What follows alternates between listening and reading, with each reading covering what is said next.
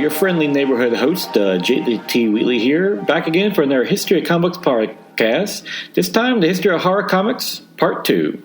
When we last left off, comic books had just gone through the new 1970s revival as characters like Tomb of Dracula and Werewolf by Night by Marvel came out, and another popular horror character from this time period by Marvel was Man-Thing. He was part of the horror revival of the 1990s, who first appeared in Savage Tales #1 in 1971, created by Stan Lee, Roy Thomas, Jerry Conway, and Greg Morrow. He was originally conceived in a conversation between Lee and Thomas, with Lee coming up with the name, which had been previously used for an unrelated character in Tales of Suspense #7 back in January of 1960. His origin is that of Dr. Theodore Salas, who was working on a project in the Florida Everglades to replicate the super soldier serum that created Captain America. When he learns that the terrorist organization AIM is after it, Salas destroys his notes and escapes with the only sample of the serum, where he crashes his car in the Everglades and, through a combination of serum and magical forces, is turned into the plant-like Man-Thing, with little memory of his past life and the ability to secrete deadly acid when angry. The character would next appear in Astonishing Tales #12 and 13 by Len Wein and Neil Adams. Eventually, Man-Thing would get his own series with Adventures into Fear #10, with Steve Gerber taking over the writing chores with issue #11.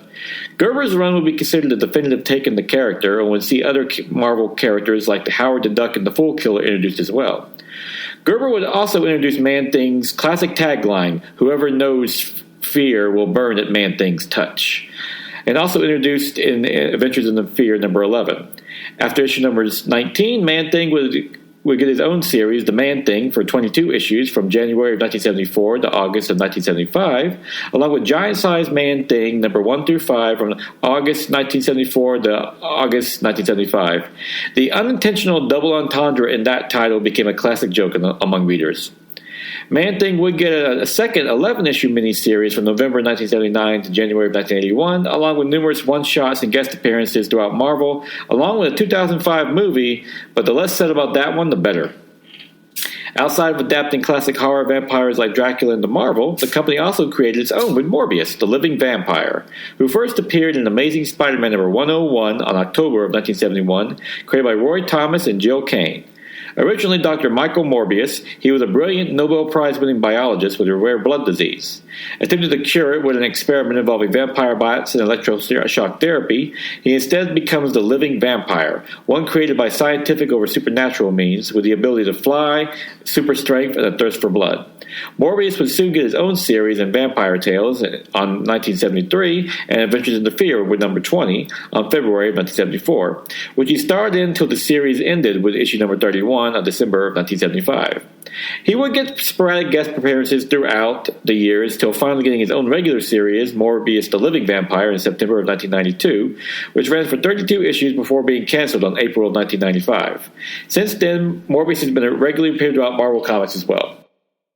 Another classic monster adapted for Marvel was The Living Mummy, created by Steve Gerber and Rich Buckler, who first appeared in Supernatural Thrillers #5 in 1973, and soon had a continuing stories with #7. His character was Nakanto, a African tribesman from 3,000 years ago, who, after being captured and placed into slavery in Egypt, tried to lead a revolt, only to be paralyzed and mummified in the process. Awakening in modern day, he goes on a rampage from being buried for over 3,000 years. As a result of the mystical mummification process, Nakantu now has the superhuman strength and invulnerability, along with the ability to use magic. He has made sporadic appearances in Marvel since, including working with Nick Fury at S.H.I.E.L.D. A horror-based superhero was Brother Voodoo, who first appeared in Strange Tales #169 to 173 by Len Wein, John Romita Sr., and Stan Lee.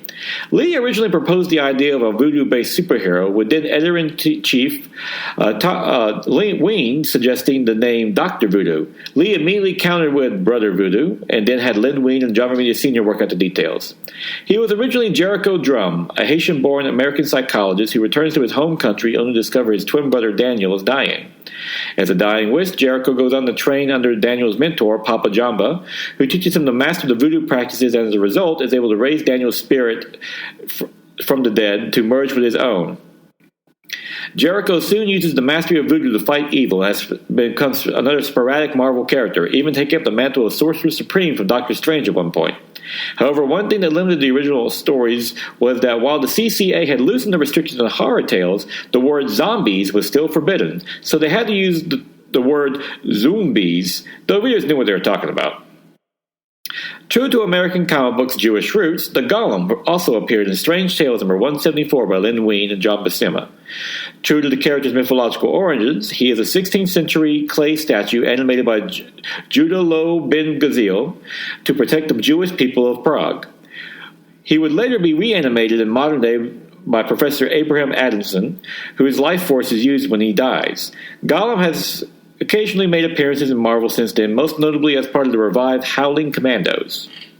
Another werewolf superhero created by Marvel was Manwolf, who first appeared in Amazing Spider-Man number 123 to 124, who was the son of J. Jonah Jameson, John Jonah Jameson III. He would later get his own series in Creatures on the Loose number 30 to 73. Jameson became a wolf from a strange ruby he acquired while on a mission to the moon as an astronaut. As a result, he became the villainous Manwolf and occasionally resurfaces throughout Marvel. On top of other monsters, zombies were also a monster adapted into comics with Tales of the Zombie, a series that ran for 10 issues from August of 1973 to March of 1975. With an additional annual comic. Written by Steve Gerber with art by Pablos Marcos, it features stories of Simon Garf, the zombie, a character previously created by Stan Lee and Bill Everett in Menace number 5 on July of 1953, who was transformed into a zombie due to a voodoo ritual. Being a black and white magazine over a comic, Tales of the Zombie avoided the CCA and thus the regulations, allowing for profanity, nudity, and even gore, along with actually being able to use the word zombie. After the series' end, Simon Garf would regularly appear throughout Marvel, including becoming part of the Howling Commandos in the 2000s. Scarecrow also appeared in Marvel, first in Tales of Suspense number 51 in March of 1964, created by Stan Lee and Don Heck, and later in Dead of Night number 2 in 1975. He originally Ebenezer Lawton, a circus performer and contortionist who turns to crime. Scarecrow was originally human just until after battling Ghost Rider, he is killed by being impaled on a pitchfork, only to be resurrected and becoming a member of the undead. Despite his similarity to the DC villain of the same name, Scarecrow continues to make sporadic appearances throughout Marvel to this day. Of interesting note, during the Marvel vs. DC crossover of the 1990s, both Scarecrows of each company teamed up to kidnap Lois Lane, and in the Amigalam series, they were actually combined.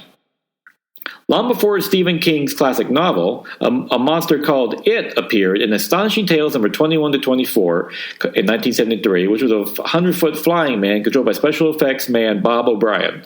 However, the mad Dr. Vault soon discovers that he's dying. He can transfer his mind into It. Written by Tony Isabella, it came off as a charming ripoff of the Japanese monster movies. However, after a few years, Marvel would get a shot at the real thing.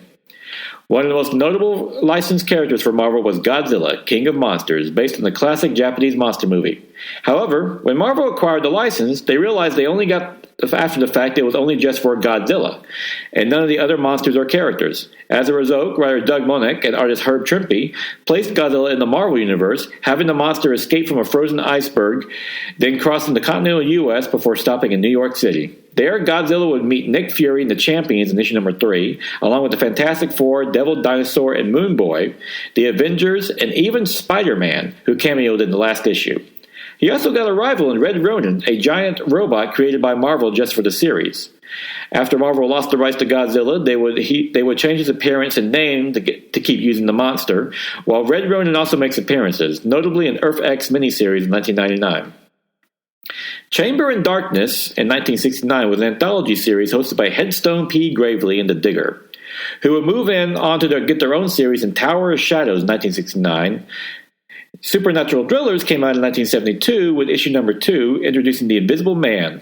Chamber of Chills also came out that same year, and later Giant-Sized Chillers was released in 1975, originally titled Chilling Chills and replacing Marvel Chiller. Other Marvel horror comics were Monsters on the Prowl and Journey into Mystery, which only lasted for 5 issues. DC joined the horror revival in the 1970s with The House of Mystery in 1968, featuring the stories like Eyes of the Basilisk in 184 and The Demon Within in 201. It became 100 pages with issue number 224 for 5 issues, and by issue number 254, it became an 80-page $1 comic in which stories like I, Vampire in 290 were published about vampires Andrew and Mary who run the Blood Red Moon. The series would eventually end with issue number 321. House of Secrets in 1969 continued in the horror vein as well with issue number 81, though it eventually incorporated into the giant size Unexpected. The Witching Hour was published in 1969 as well, hosted by a trio of witches, Mildred, Mordred, and Cynthia, though it failed to grab the young, hip audience of the time. The Unexpected was published in 1968, originally titled Tales of the Unexpected, and would become 100 pages by issue number 157. Soon it was a $1 comic book with issue number 189, but that would only last for 8 issues, with it returning to a normal-sized comic by issue number 196. Dark Mansion of the Forbidden Love was published in 1971, with the title changed to Forbidden Tales of the Dark Mansion by issue number 5. Issue number 6 is notable as it featured art by the legendary Jack Kirby. Sinister House of Secret Love was also published that same year, and it would have the name changed by issue number 5 as well, becoming Secrets of the Sinister House. Apparently, DC was not a fan of having love at the title. Ghost also was out in 1971 with issues number 93, introducing the character of Terry 13, who would go on to meet the Spectre in issue number 97. The series was eventually canceled by issue number 112. Weird War Tales was published in 1971 and notable for being edited by the great Joe Kubert, with Joe Orlando taking over by issue number 8. Then by issue number 93, Lin Wein took the reins in 1980, where he introduced the Creature Commandos by J.M. DeMatteis, a group of monsters who fought in World War II. Mike W. Barr would later take over the series with issue number 104. The Night Force premiered in 1982, who was first introduced in New Teen Titans number 21, created by the stalwart horror creators Marv Wolfman and Gene Colan. Ghostly Haunts was published in 1971, which was originally Ghostly Manor during the Silver Age of comic books. Winnie the Witch was the hostess and later Mr. Bones. It featured stories like The Man Who Haunted Satan in issue number 42. It would last for 58 issues. Ghost Manor also came out that same year, where Mr. Bones also hosting, and lasted 77 issues to 1984, where it became Ghostly Tales with issue number 91, before ultimately ending. Haunted was another horror comic of 1971, hosted by a tiny imp. It was later changed to Baron Werewolf's Haunted Library, issue number 21, now hosted by the Baron, a shaggy, bearded narrator. Midnight Tales was published in 1972, the brainchild of Wayne Howard. Credited by the creator, it was narrated by Cyrus Coffin, a.k.a. the Midnight Philosopher, and his niece, Arachne. By issue number 17, Coffin is killed by a vampire, with the series ending by number 18.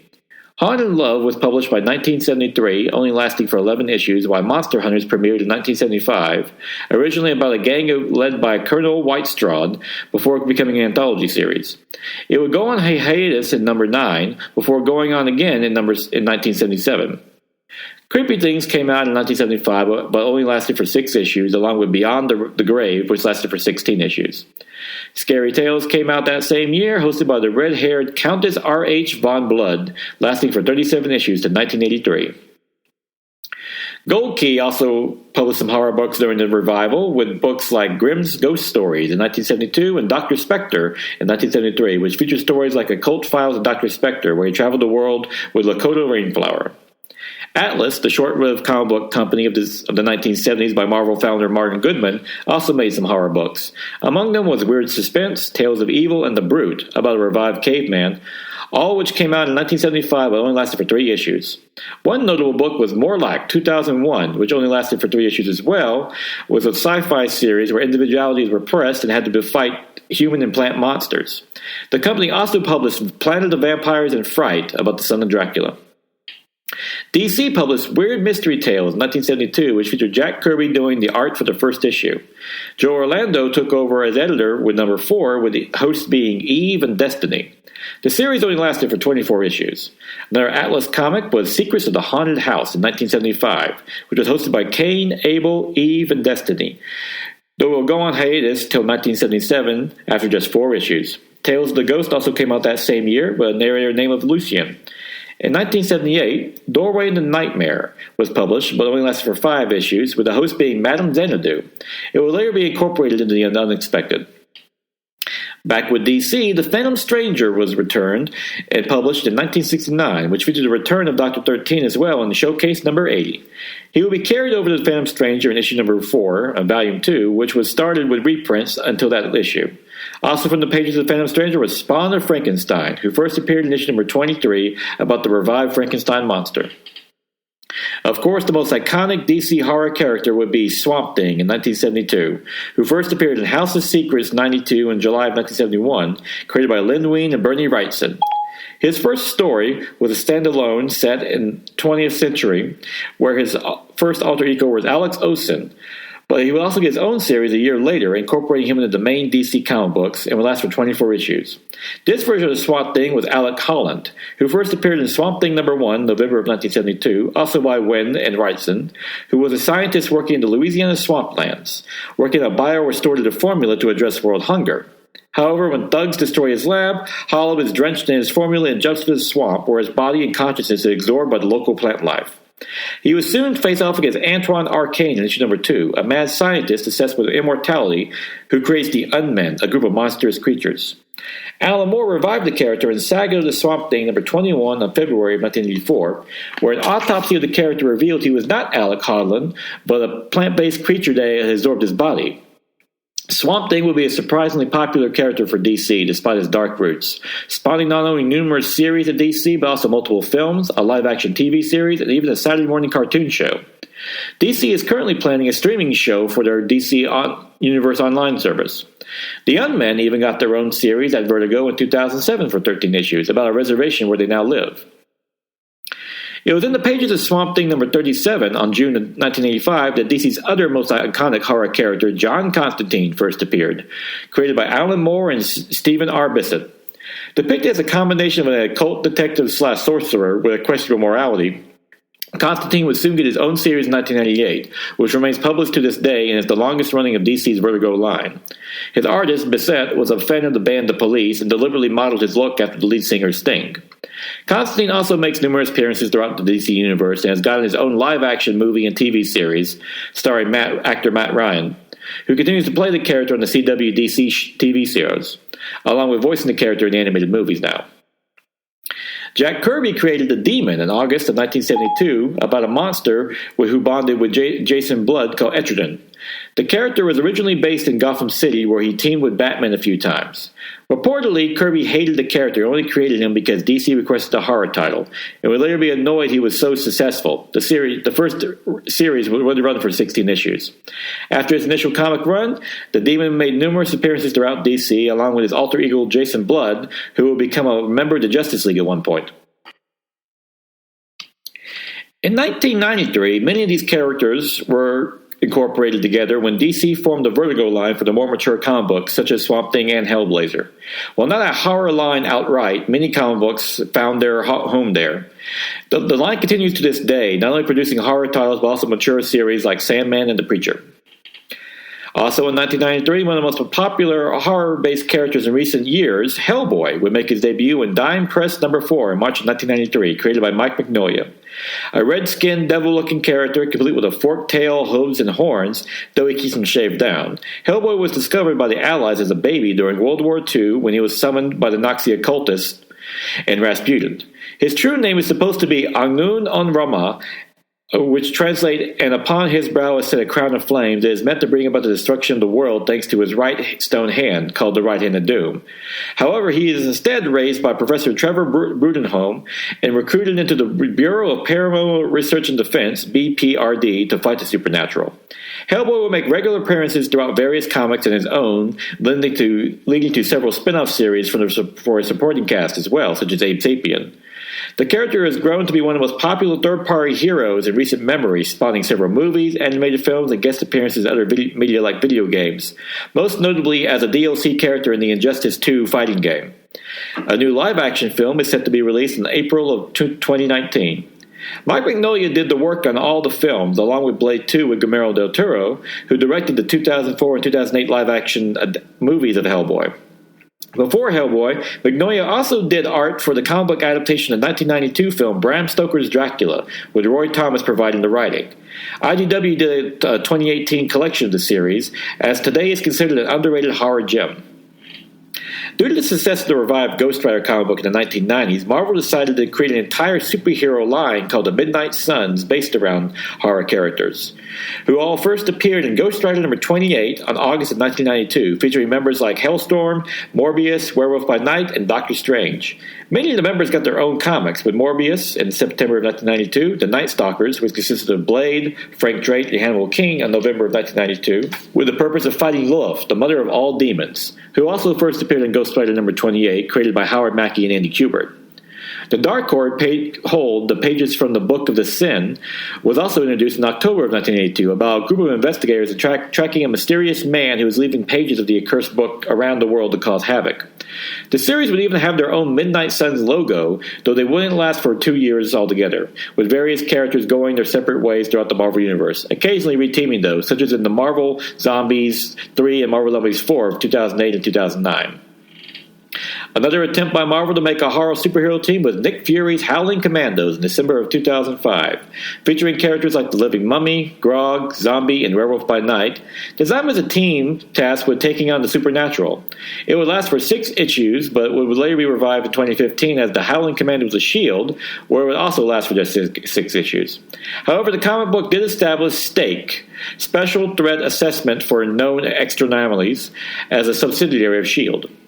Perhaps the most notable addition to horror comics in modern history has been The Walking Dead on October of 2003, created by Robert Kirkman and Tony Moore, which dealt with the world dealing with a zombie apocalypse.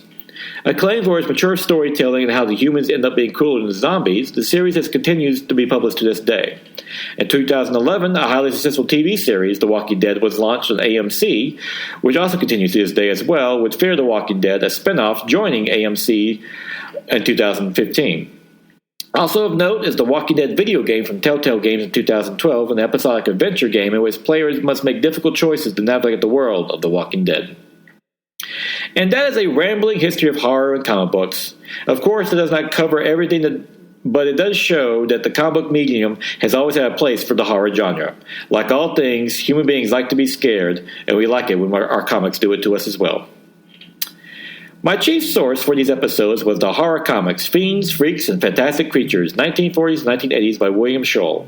A dry but still nice read about the many horror comic books featured throughout the period. Well worth picking up for anyone interested in the subject matter.